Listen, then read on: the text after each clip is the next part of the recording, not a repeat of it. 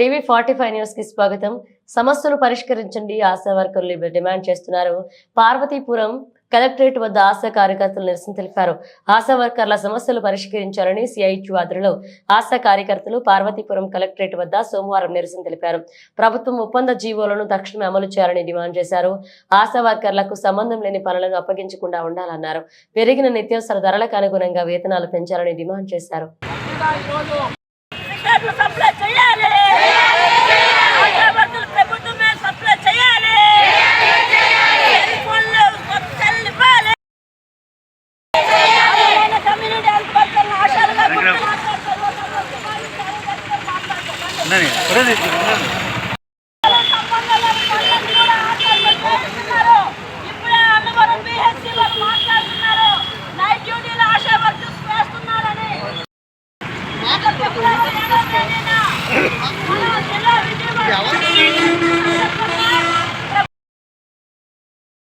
ఇంటికాడ డెలివరీ అవ్వకుండా చూస్తే చాలమ్మా, మీ పని మరింకేట్ కాదన్నారు. ఇప్పుడేమో ఆన్లైన్ చేయండి, ఆఫ్లైన్ చేయండి, అవి చేయండి, ఇవి చేయండి అంటారు. పర్మనెంట్గా ఉన్న తీసుకొని టైం ప్రకారం జీతాలు తీసుకొని టైం ప్రకారం 4 డ్యూటీలు ఉన్నాయి. కానీ మాకైతే మాత్రం ఇచ్చిన 10,000కి 24 గంటలు డ్యూటీ చేస్తారు. మాకు ఇవ్వాల్సినవేవో ఇస్తామని గత ఫిబ్రవరి 9వ తేదీన విజయవాడలో జరిగిన దానికి జీవో వచ్చింది. అది పాస్ చేస్తానన్నారు, ఇంకా చేయలేదు. దాని గురించి ఇప్పుడు మళ్ళీ మేము ధర్నా చేస్తాము. 62 సంవత్సరాల తర్వాత రిటైర్మెంట్ కల్పించి మట్టి ఖర్చులకి గట్ట డబ్బులు ఇస్తామన్నారు. అవి కూడా ఇవ్వట్లేదు.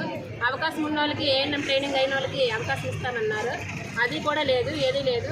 అందుకే ఇది ఇంతవరకు తీసుకొచ్చాము. ఇక్కడ కానీ ఈ సమస్య పూర్తి అవ్వకపోతే మళ్ళీ విజయవాడలో కూడా ధర్నా పెట్టి గౌరీశ్వరి ఆశా వర్కరు జిల్లా అధ్యక్షురాళ్ళు. ఆశా వర్కర్లు అంటే ఆ రోజుల్లోన నువ్వు ఎంత చదవకపోయినా పర్లేదు, 2వ క్లాస్ చదివినా పర్వాలేదు, మా వెనకంతలు తిరుగుతూ ఉంటే చాలు అనే టైంలోన ఆ రోజుల్లో తీసుకున్నారు. ఈ రోజు ఏమైనా ఎంత వర్క్ చేస్తుందో అంతకన్నా ఎక్కువ వర్క్ ఆశా వర్కర్లు అప్పచెప్పడం కూడా ఇది కరెక్ట్ కాదు.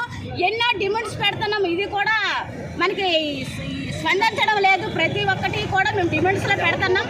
అలానే 3 నెలలకు ఒకసారి జాయింట్ మీటింగ్ డివిఎండ్హెచ్ ఆఫీసు మేడంతో సార్లతో జాయింట్ మీటింగ్ పెడుతున్నారు. కానీ ఆ పెట్టిన రోజే వింటున్నారు. అది చివరి వరకు కూడా కొనసాగించడం లేదు. ఎప్పుడులాగా మేము క్యారేజీలు మోసుకుంటూ ఈ వ్యాక్సినేషన్ బాక్సులు తెచ్చు వెళ్తూ ఎంత సాధ్యాలు అవుతున్నాయి అనేది ప్రభుత్వానికి తెలిసినా సరే అసలు పట్టించుకోవడం లేదు. మాకు 10,000 వేతనమే అంటున్నారు. కానీ పిహెచ్లకి నెల వచ్చేసరికి 7-8 సార్లు పిలుస్తున్నారు. ఈ బాక్సులు అదే వ్యాక్సిన్ బాక్సులు మోడీకి కూడా మేము రానుపోయి ఒక 400-500 వరకే అవుతుంది. అది ఏఎన్ఎంస్లో ఎంత అసిస్టెంట్ డ్యూటీలో మాకు అప్పచెప్పడం అది కరెక్ట్ కాదు. తర్వాత కొన్ని పిహెచ్ఎల్ అంటే కూడా యూపీహెచ్ఎల్ అంటే కూడా రాత్రిపూట నైట్ డ్యూటీలు వేయడము ఇది కరెక్ట్ కాదు. నైట్ డ్యూటీలు అంటే ఇక్కడ ఆశా వర్కర్ని ఎక్కడో సీతం పెట్టలేయడము. ఈ ఫీల్డ్లో ఉన్న ఆ గర్భిణీలు ఏటవ్వాలి, ఆ ప్రజలు ఏటవ్వాలి. మేము అక్కడ నైట్ డ్యూటీలు చేస్తే అది మా నైట్ డ్యూటీలే అని కాదు. మేము చేయవలసింది 24 గంటలు డ్యూటీ అంటున్నారు. కానీ మేము ప్రజల మధ్యలో ఉండాలి. మాకు ఎక్కడికో తీసుకెళ్ళి నైట్ డ్యూటీలు చేయండి అంటే చాలా మహిళలు ఇబ్బంది పడుతున్నారు, మా ఆశా వర్కర్లు ఇబ్బంది పడుతున్నారు.